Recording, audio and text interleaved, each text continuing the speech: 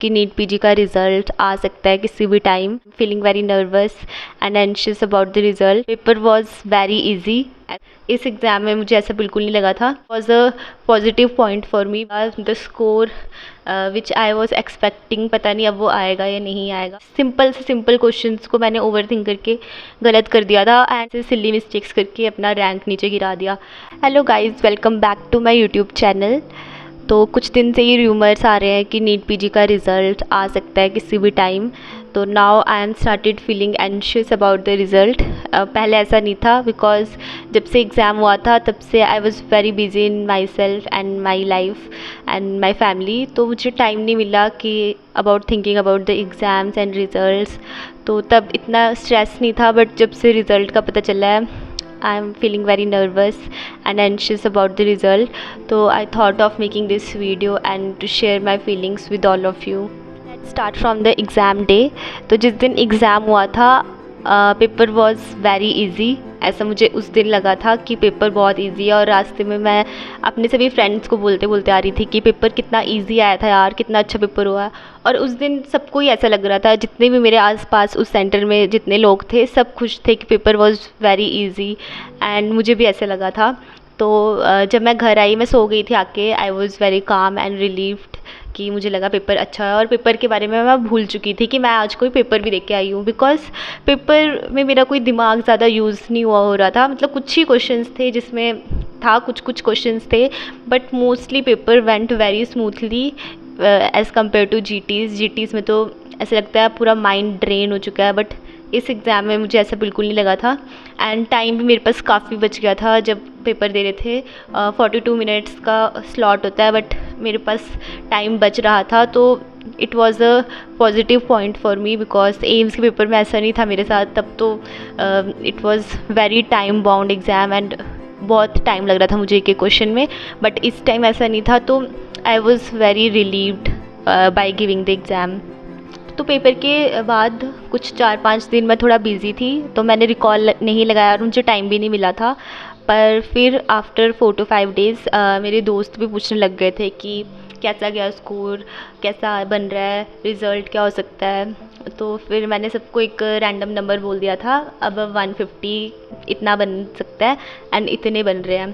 पर मैंने अभी तक कोई रिकॉल नहीं लगाया है, और मैं नहीं लगाने वाली रिकॉल। तो ये मैंने पहले ही डिसाइड किया था, और ऐसा क्यों है कि मैं रिकॉल नहीं लगा रही वो भी मैं आपको बताऊंगी।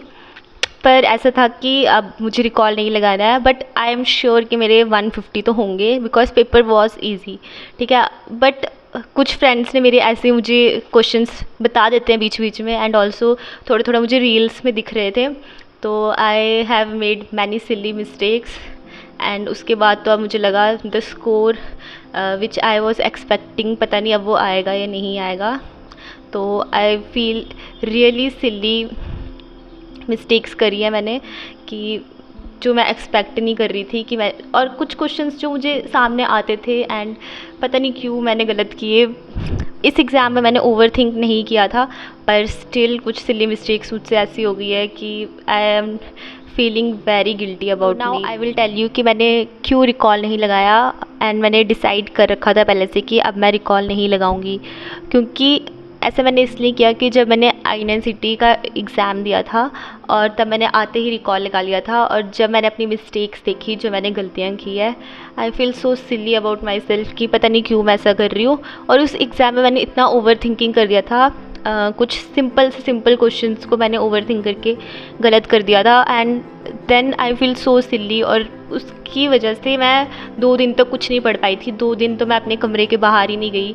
तब मैं हॉस्टल में थी, और मैंने कुछ मील्स भी स्किप किए थे, मेरा कुछ करने का मन नहीं कर रहा था। और तब मुझे ऐसा फील हुआ कि क्या फ़ायदा इतने पढ़ने का, मतलब इतना पढ़ा आपने एंड देन आप ऐसी मिस्टेक करके आ रहे हो। तो it make you so disheartened कि मतलब आप कर सकते थे, स्टिल आपने मतलब ऐसे सिली मिस्टेक्स करके अपना रैंक नीचे गिरा दिया। अगर कुछ मतलब कोई ऐसा क्वेश्चन हो जो नहीं आता हो और वो गलत हो जाए, तो वो समझ सकते हैं कि हमने नहीं पढ़ा था, नहीं आता है। बट ऐसे क्वेश्चंस मैंने गलत किए हैं जो बहुत इजी थे, even first second third fourth prof के बच्चे भी इजीली कर लेंगे वो, अगर उन्होंने पढ़ा होगा। तो आई फील वेरी सिली। मैं बताती हूँ आपको, एक क्वेश्चन था about George Basedow phenomena.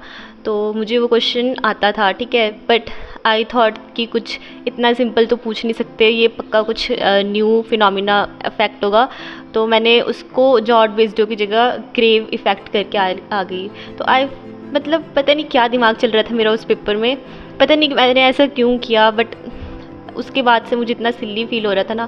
Then और एक और क्वेश्चन था फिनोल डोपाम वाला, मुझे पता था वो क्वेश्चन मैंने कर रखा था, और मुझे पता था कि फिनोल डोपाम डोपामिन रिसेप्टर पे एक्ट करता है, बट किडनी, मुझे लगा कि किडनी पे मे बी कोई और इफेक्ट होता होगा, तो अल्फ़ा रिसेप्टर कर दिया मैंने, अल्फ़ा रिसेप्टर की वजह से होता होगा तो अल्फ़ा रिसेप्टर कर दिया।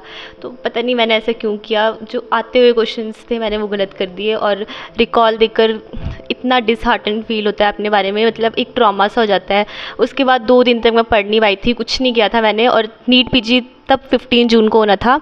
तो I feel very demotivated about NEET PG also, कि नीट पे भी मैं ऐसा करके आऊँगी तो कैसे चलेगा। और मेरा मेन टारगेट नीट ही था, एम्स नहीं था, बट स्टिल मतलब मुझे इतना बुरा फील हुआ ना तब, कि पता नहीं क्यों मैंने ऐसे गलत किया है। तो इसलिए इस बार मैंने डिसाइड किया था कि मैं रिकॉल नहीं देखूँगी, जो भी रिज़ल्ट आएगा वो आ जाएगा, वो चेंज नहीं कर सकते हम। पर ऐसा मैंने इसलिए किया कि मैंने रिकॉल नहीं देखा। और वैसे भी नीट पीजी के बाद का ये जो थोड़ा सा टाइम मिलता है, ये रेयर होता है हमारे मेडिकोज़ की लाइफ में, बिकॉज़ अभी 6 साल के बाद इतना फ्री टाइम मिला है थोड़ा सा, तो मैं नहीं चाहती थी कि मैं वही फिर से वो उसी ड्रामा में चली जाऊँ और रोती रहूँ घर बैठ के। तो इसलिए मैंने रिकॉल नहीं देखा था। पर I am sure about my self कि 150 तो मेरे करेक्ट होंगे, पर इस पेपर में 150 is not safe at all score, क्योंकि paper was easy and cut off तो हाई जाएगा 150 पे, तो I don't think it is safe at all now. But अब उसके आगे कितना बनता है वो आई एम नॉट श्योर। कुछ मेरे 30-35 क्वेश्चन आई नो कि गलत हैं, जो कि हैं, और पेपर पे मैं 196 अटैम्प्ट करके आई थी, तो 4 मैंने छोड़े हुए हैं, तो वो भी कटेंगे वहाँ से। तो 150 के आगे अब कितना बनता है वो तो अब रिज़ल्ट आने भी पता चलेगा। पर तब से मैं बहुत एंशियस हो चुकी हूँ। पहले तो मैं इतना सोच नहीं रही थी रिज़ल्ट के बारे में कि क्या आएगा ये वो, बट जब से अब ऐसे हो रहा है कि रिज़ल्ट आने वाला इज़ अबाउट टू कम, तो आई फीलिंग सो एंशियस कि अब पता नहीं क्या होगा, कट ऑफ कैसे जाने वाला है, क्या रैंक बनेगी किस स्कोर पे, there are so many doubts. तो I think I should share with my feelings with all of you, तभी मैं ये वीडियो बना रही थी। एंड बहुत सारे बच्चे मुझसे बार बार ये पूछते हैं कि what is my dream branch, मुझे क्या लेना है। तो अभी तक आई एम नॉट श्योर कि मुझे क्या लेना है, मुझे डिसाइड नहीं हुआ है अभी तक। एंड वो अब जब रिज़ल्ट आएगा तब मैं सोचूंगी अच्छे से दोबारा, पर मुझे नहीं पता मुझे क्या लेना है। बस I will tell you all कि जब हम इंटर्नशिप में आते हैं तो एक रैट रेस स्टार्ट हो जाती है अबाउट नीट पीजी।